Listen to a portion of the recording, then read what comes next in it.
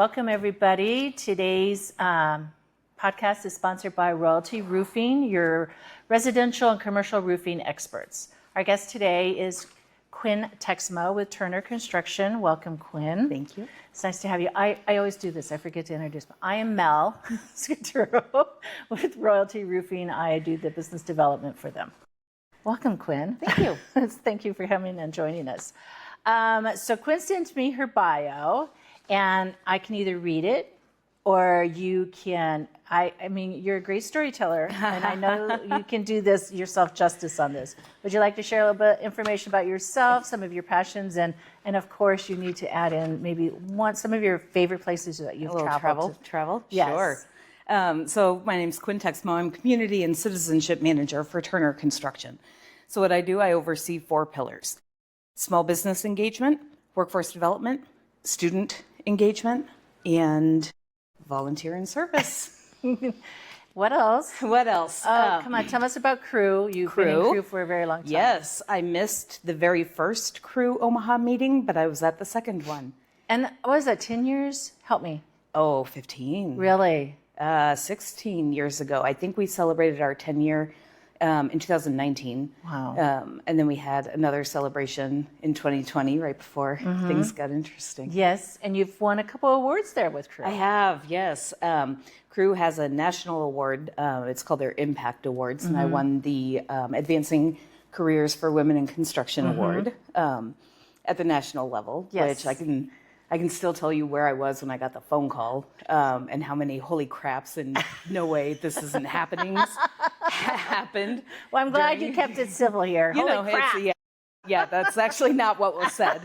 Hey, now I'm blushing. Yeah, so that was a tremendous honor. Got to fly down to Florida to accept that. And then when Crew Omaha started up their award program, I won the first I'm for Her award.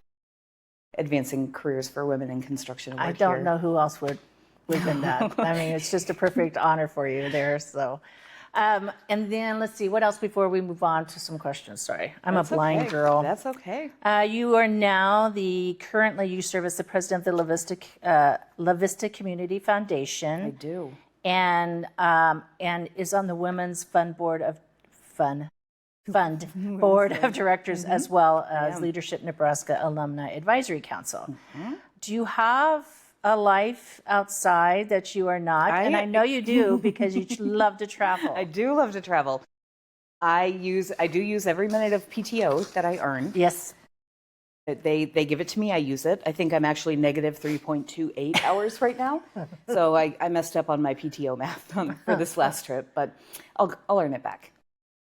Yeah, I mean, outside of work, well, I have a petting zoo at home. Yes. I do. I have 2 kittens, Iris and Ivy. Iris is my murder kitty. I don't know what that means. She any fly in the house? Oh. Girl's on it. But she's also always plotting the death of my 8-year-old mini Australian Shepherd. I'm certain of that. Yeah, so they keep me busy. I have a beautiful little niece named Harper. So I see her as much as I can. A goddaughter, Julia Quinn. Aww. The love of my life. Yeah, so spending time with them. But yeah, if I'm not at work or on an airplane or in Europe, it's reading, golfing, or doing nothing. Yeah. I'm very good at just being still at home. Oh, that's good. That's everybody needs that downtime. Yeah, it took a long time to learn it, but once I did, that's do not disturb. Good. Well, we're going to talk a little bit on the community, how a company can grow the community presence. Right now, not right now, but Royalty Roofing is very much into wanting to give back to the community. And I know there's a way for us to probably have a better alignment or a path that we can take to do that. So maybe you can share, what can a company do to really give back to the community in the best way that's good for them as well as the community? So I think there's a couple ways to do that. It's the easiest way is going to be to write a check. Yeah.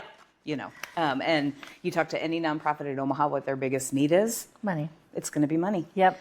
It is. But that's not going to achieve what it is that I think Royalty is looking to do with getting more involved in the community.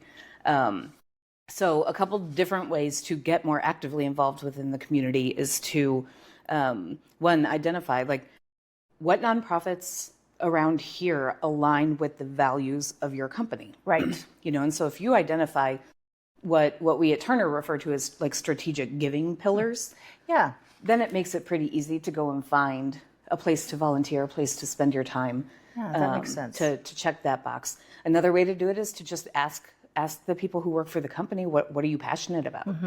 Because if there's not passion for what you're volunteering for, you're not going to get a good turnout. No. It's not going to be as fulfilling for the person. It'll benefit the nonprofit just because you're there, but It won't feel as genuine, maybe. Yeah. Yeah.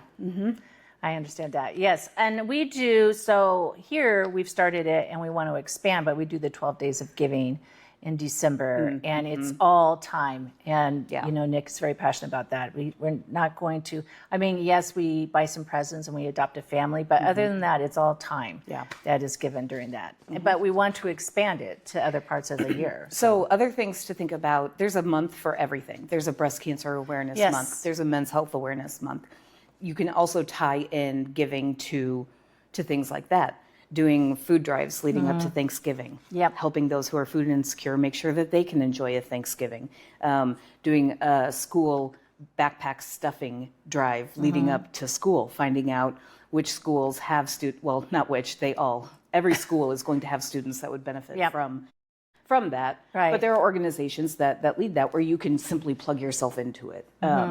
So in thinking about just the calendar year, what's coming up?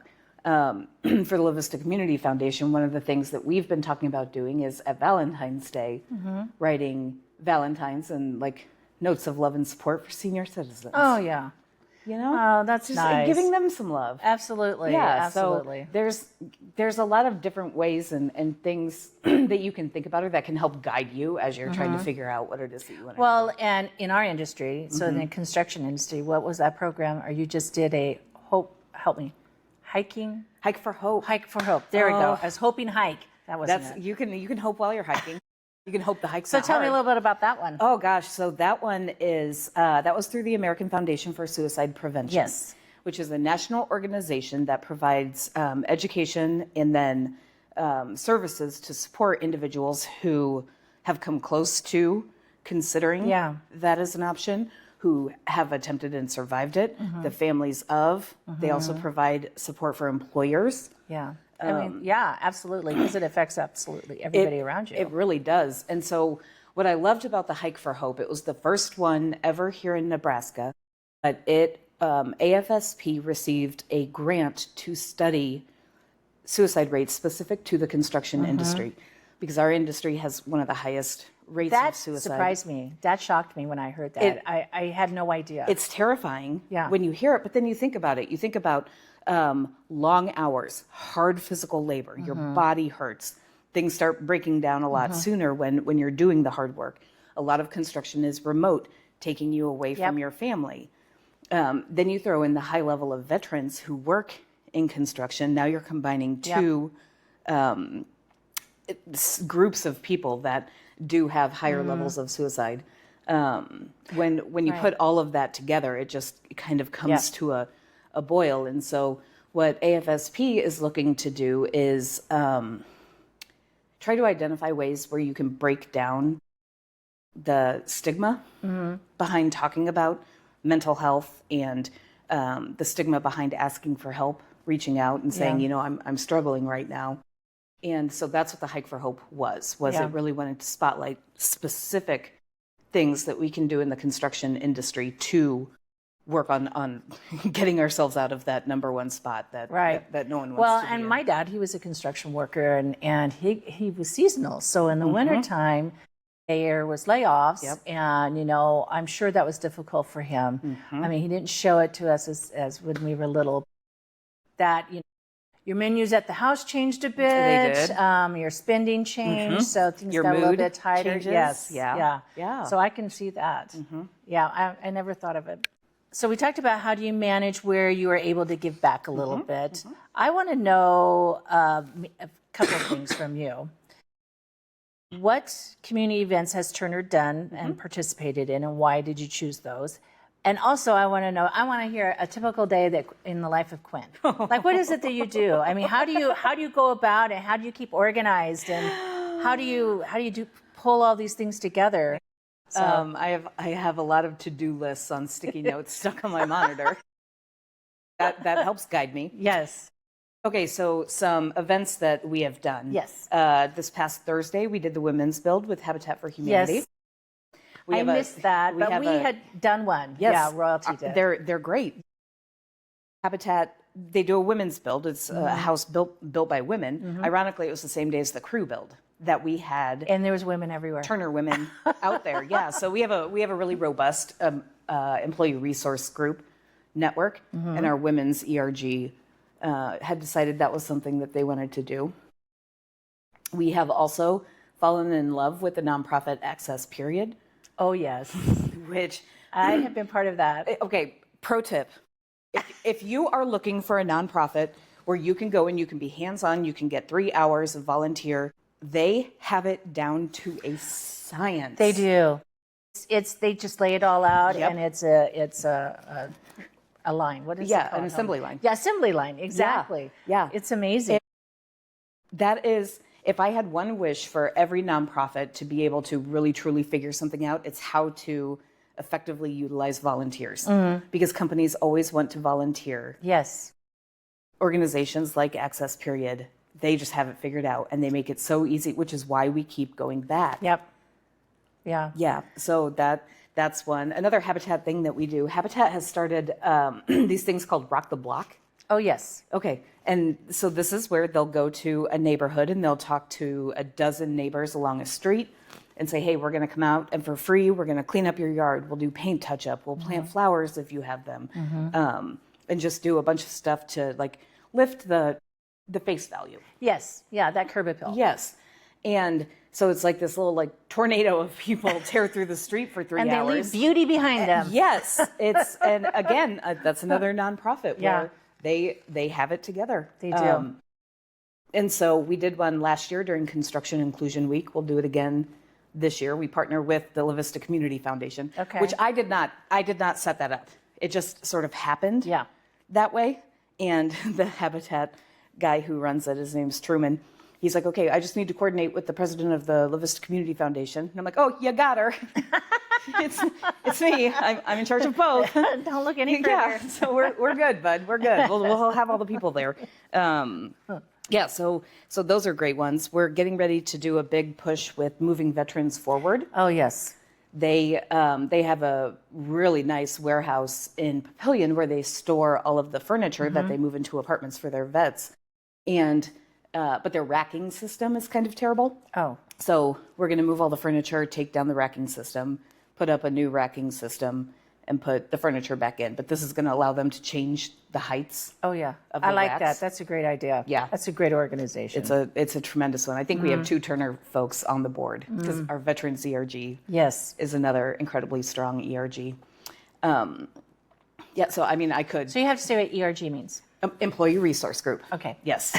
Employee Resource Group, a group of individuals that, have a common theme. So we have veterans, women's, parents, pride, Mosaic. Mosaic is like our intercultural. Yeah. We have a lot of international folks that come and work for Turner. So that's Mosaic. Oh, man.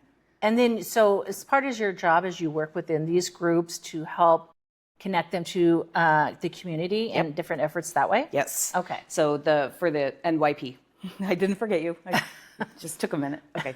Those are all of them. So what they do, they put together like professional development things. So they'll bring in speakers and learning topics that pertain to the needs and wants of their audience. Then there's connectedness. So just creating a community among individuals who have a similar lived experience or passion about something. And then it's the community piece. Okay. So each of the ERGs. That makes perfect sense. Yeah. So you're kind of, molding everybody together and connecting and introducing these different organizations to the community so that they can be working together. There's a method to the madness. There is. It's the only way I keep the sanity. And that's your day. No, that's about an hour of my day. So my work happens kind of in seasons. So right now kids are out of school. So we're not doing a whole lot in the K through 12 space, but we're really hot and heavy in building out workforce development programming to introduce individuals to careers in the trades, fast track their learning, and get them into livable wage jobs. Okay. The other one we're hot and heavy in right now, well, volunteer and service is all year long, but our small business arm, Okay. we're getting ready to launch a summer series of workshops they're just free 2-hour educational sessions, one topic. You come in for a couple hours. We have one on July 16th on estimating and bidding. And so you offer this to your subcontractors or other, what partners. about other smaller GCs? Absolutely. Okay. Yeah, absolutely. Make sure you send that to me. Okay. I would love to. I would love to. I absolutely will. Okay. Yeah, so planning that. And then as part of that, we also do a free 10-week education session that's geared toward newer, smaller business.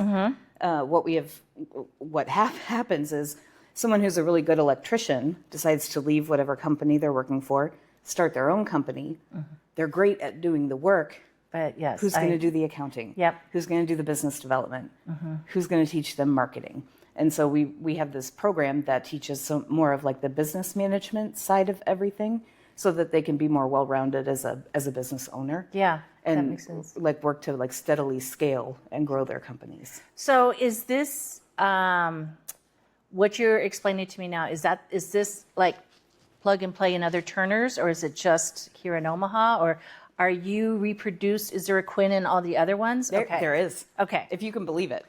If you can believe it. Yes, so I think there's probably 80 people across Turner who do what I do, who are in the same job family Okay. that I'm in. So the Turner School of Construction Management has actually been around since the 60s, but we're relatively new to Omaha. So it's only been in Omaha. This will be the fourth year. Okay. I don't know. Time flies. So you're seasonal. Your work that you do is seasonal, depending. It sounds like you have a lot on your plate. A little bit of everything. Yeah, but I love it. Yes. I think you're the perfect fit for it. I don't know if you can tell. All right, and then let's touch a little bit on your diversity advocate part of your role. And what does that mean? How does that come into play? And what I assume that you help maybe some of your other companies that work with you, maybe if they have questions, you can guide them through this process as well. Yeah, so the diversity advocate part of my role is a lot of it is more internal facing. Okay. And so what I do in that role, I'm the voice in the room for meetings when we're talking about promoting or training opportunities or any kind of talent growth. I'm the voice in the room that questions unconscious bias. Just to make sure that women and people of color are given equal opportunity, that everyone is starting at the same place. Right. Basically. A program that Turner started, the idea came about in 2020. They instituted it in 2021. And, the goal is to just make sure that we're not missing out on people who could be great leaders. Right. Just because their leadership style may not look like what we're used to it looking like. Yes. Yeah. That makes perfect sense. And I mean, if you could give advice to a smaller company trying to kind of bring that into some of their planning process as they grow, what would you recommend, or what would you suggest? The biggest thing is to remember, at the end of the day, every single employee who works for you is a human being. Absolutely. A full human being with a whole life that is going on. They are not a producer. Should they produce for your company? Absolutely. But that's not all that they are. And so when you learn about the person as a whole and you understand their family dynamics or perhaps cultural differences or the difference in what it's like to experience that work as a woman versus as a man. When you start to understand those things, then it plants seeds in your mind of, she's assertive, maybe that's not a bad thing. Yeah. Or this individual is quiet. Well, quiet is a sign of respect in their culture. Doesn't mean they can't be a strong leader. So it plants seeds and just gets you to start asking questions about what are other ways to achieve what we want to achieve that don't look like the path that necessarily I would take. I love that explanation. That's awesome. Yeah.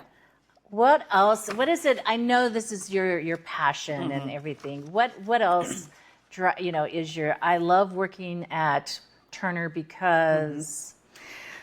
Oh my gosh, how long is this episode? Is not that long? Okay. Okay, so the truncated version. Well, okay, a lot of the reasons that I just described are why. But, Yes. Working for such a progressive company gives me the latitude to push for change and to push for equity and to question systems, knowing I have a $24 billion machine behind me that supports me in the efforts to do that. I always say in this role, and I'm really speaking specifically to the small business component, but I want to push and lift up our small business community. I want to push them as far and lift them as high as I can while I'm in this role, because I'm never going to have an opportunity to be able to make an impact like that again. Yep. And sometimes I have to sit back and be like, how is this my job? I know. I told you there's 80 some odd people who do this across Turner. But when I stepped into this position, I can't tell you how many people said, they just let you create your own job, Quinn. That is how good it fits, how like true and real the fit is. But what I love is this. I work for a construction company where there are very few egos. Yeah, I know. Okay. I know what you're saying. That's it.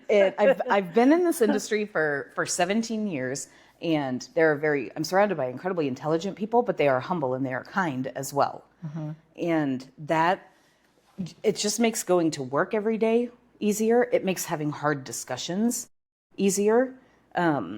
I was talking to a colleague who's, 3 years out of college, maybe, who is struggling with something. And I said, I'm going to suggest that you go talk to this person who's, if you're looking at an org chart, 5 spots up. Yeah. And she's like, are you kidding? And I was like, nope, absolutely. You need to do that.